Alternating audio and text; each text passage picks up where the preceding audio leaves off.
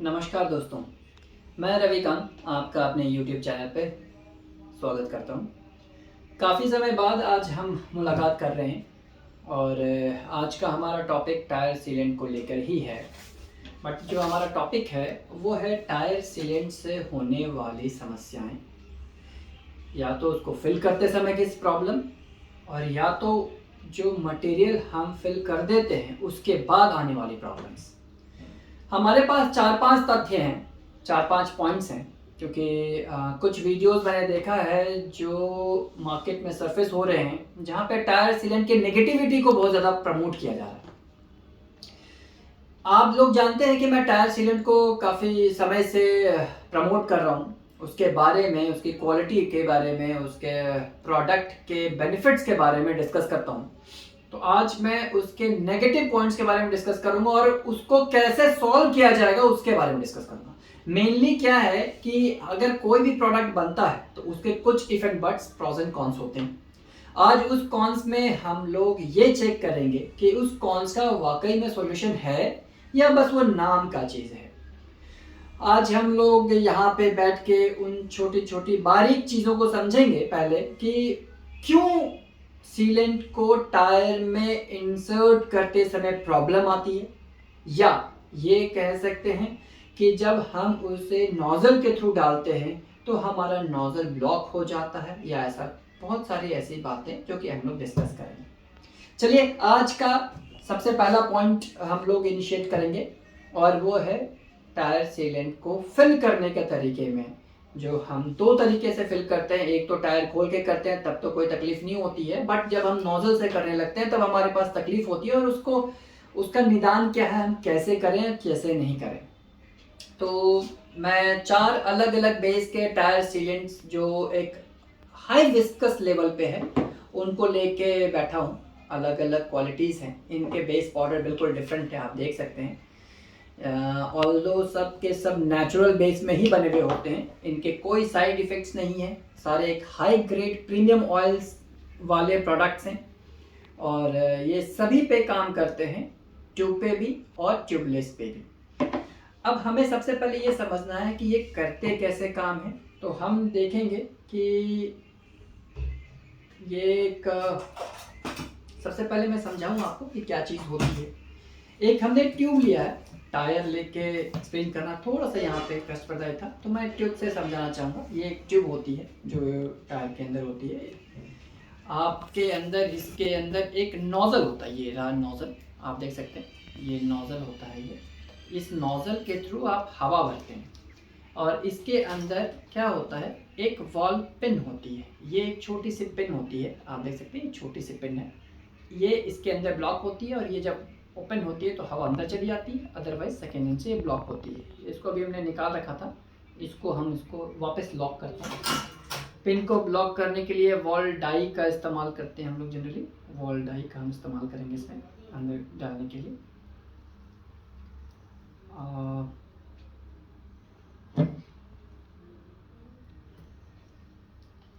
ये wall pin इसकी नहीं है। एनीवेज, इस चीज़ को मैं आपको दिखाना चाहूँगा कि यहाँ पे थोड़ी सी ये गलती हो गई है कि जो वॉल पिन है ये वो ट्यूबलेस टायर्स के लिए है, ये ट्यूब का है। एनीवेज, ये जो वॉल्व होता है इसको यहाँ से समझने की जगह पे हम लोग सेपरेटली समझते हैं कि ये एक वॉल्व होता है जो टायर में डला हुआ होता है ट्यूबलेस में। इसका एक कैप है, इस कैप को हम ओपन कर लेते हैं। इस कैप के अंदर आप देख सकते हैं एक पिन सा लगा हुआ है और इस पिन को हम वॉल पिन कहते हैं, ये वॉल्व होता है। और ये एक वॉल्व ओपनर है, वॉल्व डाई कहते हैं इसे हम इससे ओपन करते हैं। ये सारे पंचर वाले जितने भी होते हैं उनके पास ये टूल्स होते हैं। जनरल लेमन लैंग्वेज हम ये कह सकते हैं कि हवा भरना और पंचर बनाने के लिए जो चीज़ें इस्तेमाल होती हैं वो ये पिन है। अब ये बिल्कुल आर पार हो गई। अब इसके अंदर क्या है, हमें प्रोडक्ट डालना। प्रोडक्ट डालने के कई तरीकों में से आपके पास है कि हम डायरेक्टली इनसे डाल सकते हैं, जो आजकल बहुत आसान सा सिस्टम चल रहा है कि अगर आपने पाइप के अंदर पाइप इसमें डाल दिया और धीरे धीरे आप इसको प्रेस करके आप इसमें मटेरियल डालेंगे। चलिए हम मटेरियल डालते हैं, इसे डाल के देखते हैं। हम इन सब चीज़ों को यहाँ पे हटा लेते हैं। हम डाल के देखते हैं कि इससे होता क्या है। ये अब एक खाली हो चुका है और इसके अंदर अब ये मटेरियल जा रहा है। ये देखिए इस तरह से ये सीलेंट अंदर गिरने लगता है और टायर के अंदर जाना शुरू हो जाता है। अगर सीलेंट स्मूथ है, दाने कम है, तो कोई दिक्कत नहीं, उसमें इसी तरह की मूवमेंट होने लगती है और वो आसानी से अंदर जा रहा होता है और दिक्कत नहीं आती है। पर होता क्या है, जब हम सीलेंट की विस्कोसिटी बढ़ा देते हैं तब उसमें ज़्यादा प्रॉब्लम आती है। फॉर एग्जाम्पल ये एक दूसरा मेथड है सीलेंट डालने के लिए। अब आप देखिए इसके अंदर क्या है, ये एक छोटा सा सिरिंज है 60 ml तक का, आप देख सकते हैं यहाँ 60 ml तक का है, इसे पुराना मेथड कहते हैं। इसके अंदर एक छोटी सी पिन निडल लगाने के लिए आती है, वो स्मॉल होल होती है, उसे हम कट कर देते हैं। अब ये जो होल है वो एग्जैक्टली इस वॉल टाई के ऊपर एडजस्ट हो जाती है। आप देख सकते हैं कि ये इसके ऊपर एडजस्ट हो गई। इसे थोड़ा सा रोटेट करेंगे तो ये रोटेट होके इसमें एडजस्ट हो जाएगी। देखिए अब ये ग्रिप इसकी इतनी अच्छी हो गई है कि निकलेगी नहीं, क्योंकि हमने इसे चूड़ी से कस दिया। जो मटेरियल आसानी से चला जाए, विस्कोसिटी कम हो, फ्लो ज़्यादा हो, ग्लूटेन फ्री हो, तो वो ऑटोमेटिकली जाएगा, उसमें आपको कोई दिक्कत नहीं होगी। लेकिन ऐसा नहीं होता है। सीलेंट का मतलब गमिंग होती है और बहुत सारे मटेरियल में गमिंग होती है। जैसे कि अभी हम ये एक विस्कस मटेरियल कोई सा भी उठाते हैं, जैसे ये एक है, इसको हम पहले हमने पुल कर लिया, इसे हम थोड़ा क्लीन कर लेते हैं, समझने में आसानी रहेगी हमें।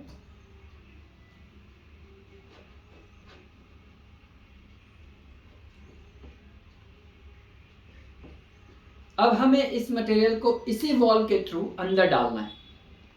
सिंस ये स्ट्रेट सीधा सीधा जाएगा तो आसानी से जाएगा। फिर भी हम चेक करेंगे कहीं कोई प्रॉब्लम आ रही है कि नहीं आ रही है। तो हम देखेंगे कि सीलेंट में जनरली प्रॉब्लम नहीं आती अगर प्रेशर ज़्यादा ठीक ठाक सा हो। ये देखें आप, ये रिलीज हो रही है आसानी से। हम वो मटेरियल यहाँ पे लेके बैठे हुए हैं जो आसानी से जा सकता है। लेकिन अगर इसी मटेरियल में हम कुछ चेंजेस कर दें तो क्या प्रॉब्लम आती है वो हम देखेंगे।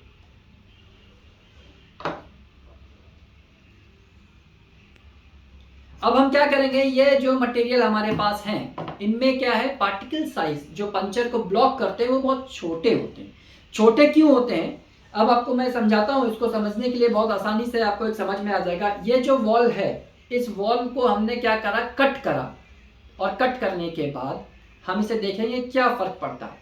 आप देख सकते हैं कि इस साइज का जो आपका फ्रंट है, फ्रंट में एटलीस्ट 5 mm तक का आपका एक आउटर सरफेस एरिया इसका दिख रहा है। जो डायमीटर है इसका, जो होल आपको दिख रहा है वो 5 mm विड्थ है उसकी डायमीटर की। लेकिन जैसे हम इसको कट करके उसके रियर साइड को देखते हैं तो रियर साइड में वो नैरो हो जाती है और यहाँ पे इसकी जो विड्थ है वो ऑलमोस्ट 2.5 mm के अप्रॉक्सीमेटली 3 mm के अप्रॉक्सीमेटली हो जाती है। वो आउटर सरफेस एरिया जो इनर विड्थ है वो 2.2-2.5 के अप्रॉक्सीमेटली रहती है। अब आप खुद समझिए कि मैं ऊपर से अगर कोई 5 mm तक का दाना डालूंगा तो ये अंदर से निकलेगा नहीं, जाम हो जाएगा, ब्लॉक हो जाएगी। ये सबसे बड़ी समस्या होती है। अब ये जाम हो जाएगा, ब्लॉक हो जाएगी, इसके लिए क्या कर रहे हैं सीलेंट मैन्युफैक्चरर्स, उसके लिए दाने को छोटे कर देते हैं। दाने को छोटे कर दिए तो फिर क्या है, प्रॉब्लम क्या आती है बाद में अगर बड़ा पंचर हो गया तो उसको कैटर नहीं कर पाती और उसमें समस्या आ जाती है। तो इस समस्या का निदान कैसे करें, क्या करें? तो इसमें क्या है कि मॉडरेट साइज जो है वो हमेशा इफेक्टिवली काम करती है। मॉडरेट साइज का मतलब होता है कि एक साइज जो कि 2.5-3 mm तक का हो, और अगर हम 2.5-3 mm तक के मॉडरेट साइज को अंदर डाल दें फोर्सफुल्ली तो वो हमारा हो जाए। इसको समझने के लिए बेटर हम एक चीज और समझेंगे कि हम कर क्या रहे हैं। पंचर को तो हमें ब्लॉक करना ही है और 2.5-3 mm तक का अगर दाना रहेगा तो हम 5-5.5-6 mm तक के पंचर को ब्लॉक कर सकेंगे। तो हम एक काम करते हैं, 2.5-3 mm तक के दाने को ले लेते हैं। हमारे पास कुछ पैकेट में दाने हैं और इन दानों को हम थोड़ा सा निकालेंगे। ये दाने होते हैं आपके रबर पार्टिकल्स और फाइबर पार्टिकल्स मिक्स होते हैं। इसमें अलग अलग साइज के हैं, 0.2 mm से लेकर आपके अलग अलग साइज के हैं। आप देख सकते हैं ये वेरियस साइजेस हैं इसमें। इसको हम क्या करेंगे, अभी इसके ऊपर थोड़ा मिक्स कर देंगे, थोड़ा और डाल देते हैं ताकि हमें प्रॉब्लम आ सके। अभी लोग जनरली प्रॉब्लम ना आए इसके लिए काम करते हैं, हम देखना चाहेंगे कि हमें प्रॉब्लम आ सके ताकि उस प्रॉब्लम का हम सॉल्यूशन निकाल सके। क्यों? क्योंकि कुछ अच्छे मैन्युफैक्चरर भी होते हैं, कुछ हल्के भी होते हैं। मैं किसी के बारे में कोई कमेंट नहीं करना चाहूँगा, लेकिन सबके अपने अपने प्रोसेस का अपना अपना कैलकुलेशन है और उस कैलकुलेशन में इसका बहुत बड़ा रोल होता है। इसमें क्या है कि ये सिरिंज को अगर अब मैं क्या करूँगा, इसको थोड़ा सा भी मैं मिक्स करूँगा, सिरिंज से ही मिक्स कर लेता हूँ थोड़ा सा।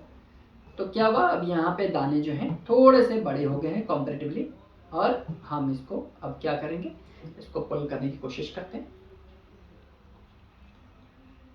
देखिए पुल भी नहीं होगा, ये थोड़ा सा इसकी, अब मैं इसको यहाँ से पुल करता हूँ।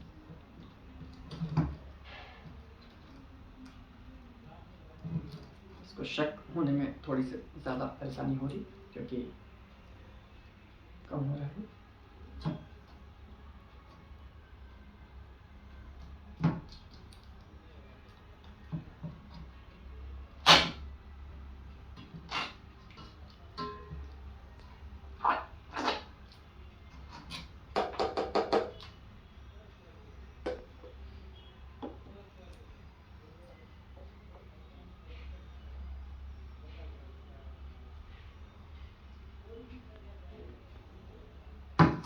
अब इसमें आसानी से ये हो पाएगा।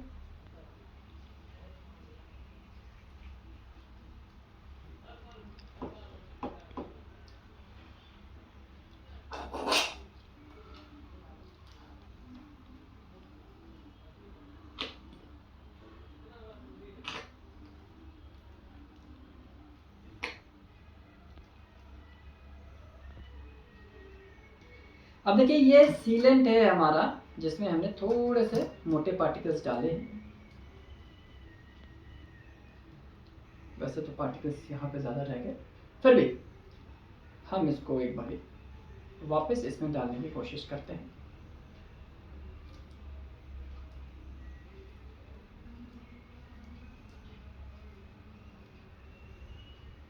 इसको अच्छे से टाइट करना, ग्रिपिंग होनी बहुत ज़रूरी है इसकी, क्योंकि कभी भी आप जब मटेरियल पुश करेंगे तो वो स्लिप ना हो जाए और स्लिप होकर बाहर ना निकल जाए, इसीलिए, क्योंकि प्रेशर जब अटकता है तो अटकता है।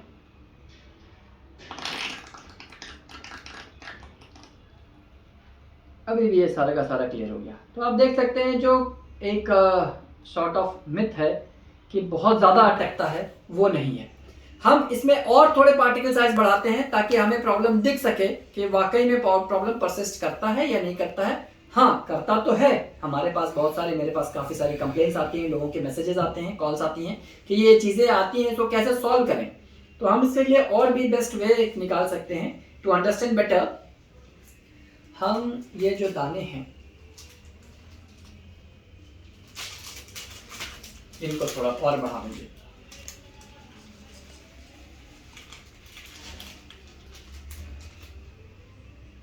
और ये दाने हम सीधा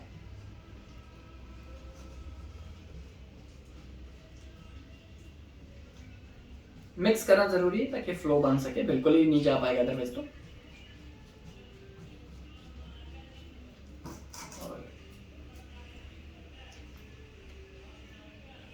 सिरिंज को हमने पीछे से पुल कर लिया ताकि आसानी से हम इसमें डाल सके, क्योंकि पुल करने में दिक्कत होगी इसमें।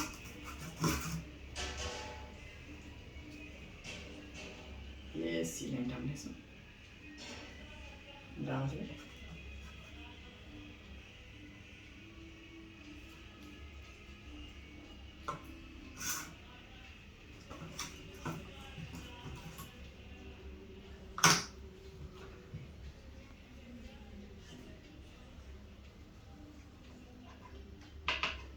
अब ये इंजेक्टर को वापस हम इसमें इंसर्ट कर देते हैं, थोड़ा सा हमारा ये, और वापस अब हम सीलेंट के लिए अपना काम शुरू करते हैं। अगेन हम इसे फिर से टाइट करेंगे। ध्यान रखने वाली बात यह है कि चाहे कुछ भी हो, टाइट होना बहुत जरूरी है, वरना लूज में तो बिना दाने वाला भी लीक हो सकता है। फिर से ट्राई करते हैं इसको। अब आप देखिए, मैं काफी कोशिश कर रहा हूं, फिर भी मटेरियल निकल के नहीं आ पा रहा है। मैंने काफी प्रेशर लगाया, ये काफी प्रेशर लगा था। फिर भी एक बार और ट्राई करते हैं। आप देख सकते हैं कि मटेरियल क्या निकल के आ रहा है, जूसी जूसी पोर्शन उसका निकल के आ पा रहा है और आप कंप्रेस नहीं कर पा रहे। क्यों नहीं कंप्रेस कर पा रहे हैं? तो दो रीजन है। पहला तो इसका मटेरियल का हम ये चेक करते हैं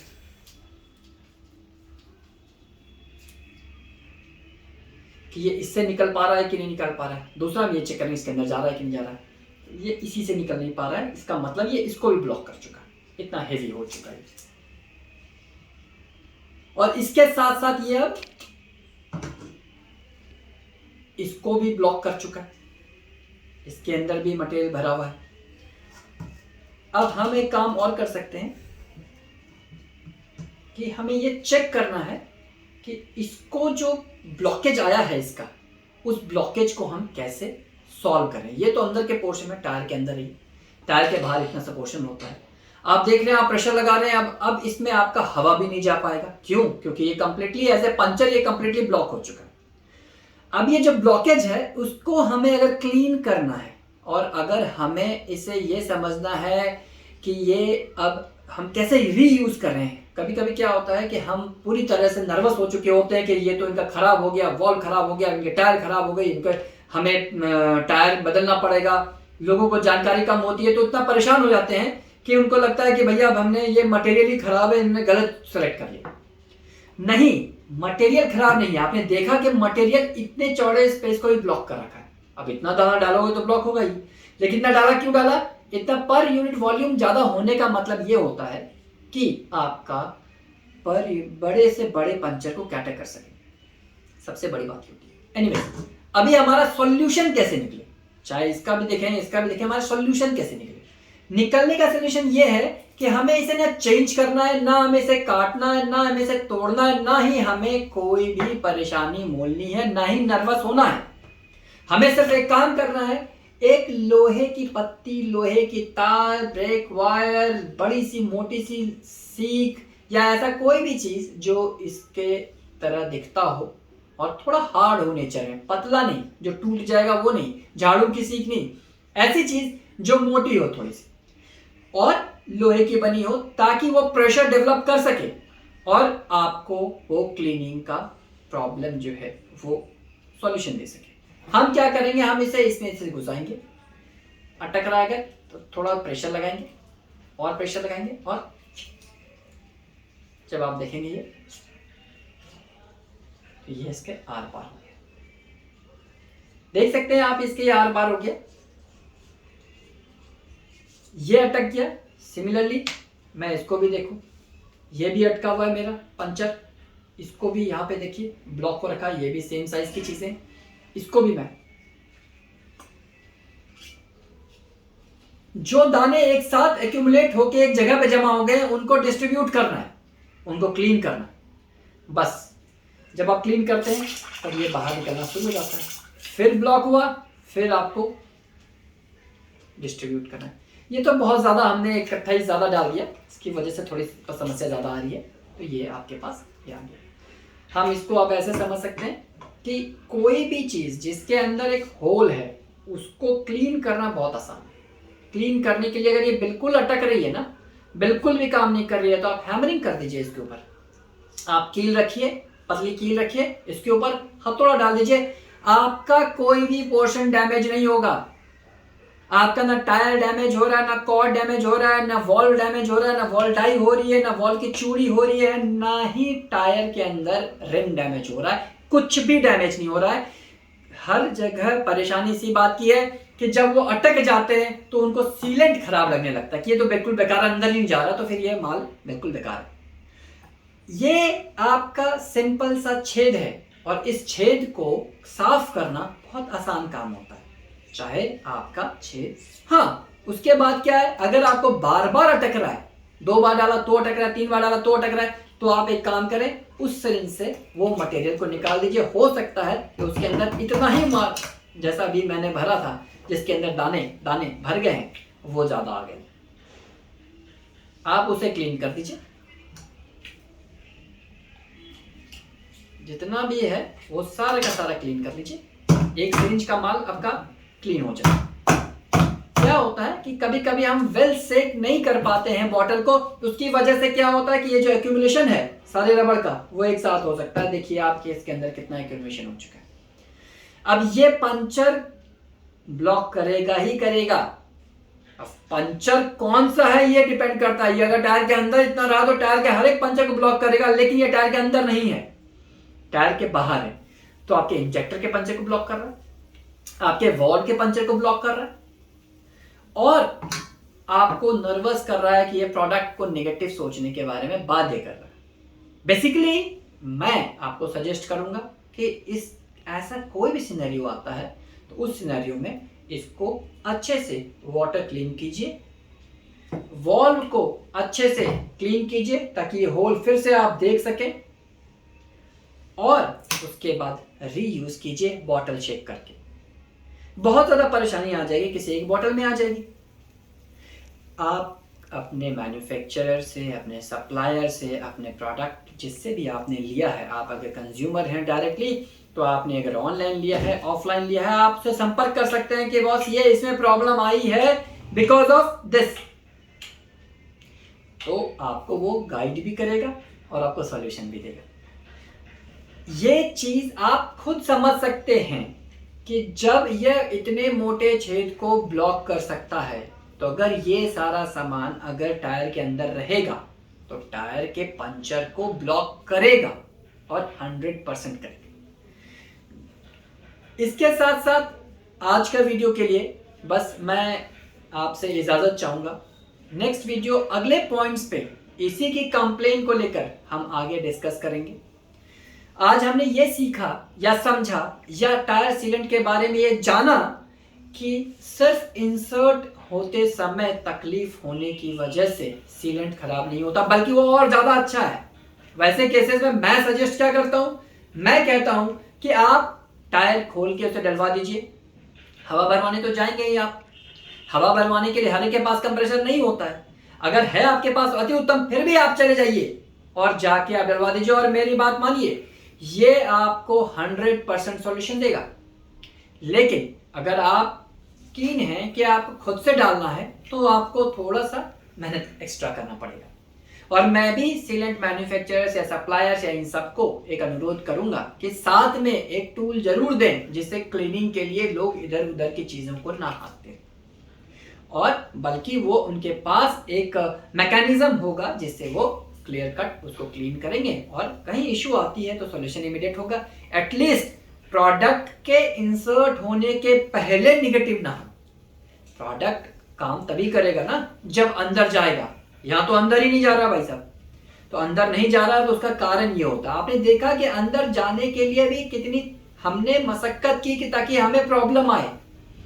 आप ये सोचिए, नॉर्मल सीलेंट्स अगर हम लेंगे, यूज करेंगे, जो जनरली हम साइजेस डालते हैं उसके हिसाब से अगर हम यूज करेंगे तो ऑटोमेटिकली आपका वो इजीली इंस्टॉल हो रहा था with the help of bottle, with the help of injector, with the help of anything. But अभी क्या है कि हमने इसको डेवलप किया कि हमने इसके दाने बढ़ाए ताकि हम इसे अटका सके। तो हमने इसके इंजेक्टर को ही अटका दिया, लेकिन हम क्लीन कर सकते हैं। होल है, सिमिलरली वॉल्व अटका था, वॉल्व हमने क्लीन किया, होल हो गया। अब आप इसके अंदर बॉटल से फिर से डाल के देखिए कि जा रहा है कि नहीं जा रहा है। बिल्कुल जाएगा साहब, अटकेगा, प्रॉब्लम आएगी, फिर हम देखेंगे। ये हमने बॉटल से डालना शुरू किया, ये देखिए जो उस समय बिल्कुल नहीं जा पा रहा था, ये फिर से फ्लो बन गया इसका। सर छेद है, नॉर्मल होल है, होल में तो कोई भी चीज फंसेगी उसे साफ कर सकते हैं। एयर निकलनी है नहीं उधर से, ऑलरेडी आपने सारा एयर निकाल रखा है। तो प्रॉब्लम क्या आती है, सिर्फ उसको क्लीन करने का हमें प्रेशर लगाना पड़ता है। प्रेशर मत लगाइए, आपको लग रहा है हाथ से प्रॉब्लम आ रही है, आप सिंपल उस पर रखिए और एक हैमर लगा दीजिए। हैमर का प्रेशर ज्यादा होगा, एक झटके में अंदर जाएगा और वो क्लीन हो जाएगा।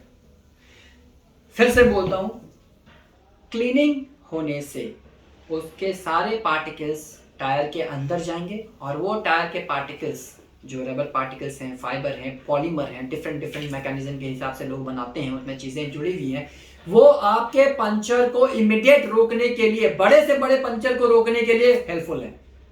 और यही तो आपको चाहिए। बेसिकली आप पंचर सीलर ले रहे हैं, पंचर सील कर सके, छोटे से छोटा, बड़े से बड़ा। आप इस वजह से नेगेटिव हो जाए कि उसको डालने में तकलीफ आ रही है, तो ये कहीं से भी जस्टिफाई नहीं है सीलेंट के लिए। मैं आज इसी के साथ अपना वीडियो समाप्त करता हूँ। आपसे दोबारा मिलेंगे, फिर मिलेंगे और अपने नए YouTube वीडियो पे, जिस पे हम इसकी बाकी शिकायतों को भी साथ में लेके चलेंगे और आपको सॉल्यूशन भी देंगे। जय हिंद।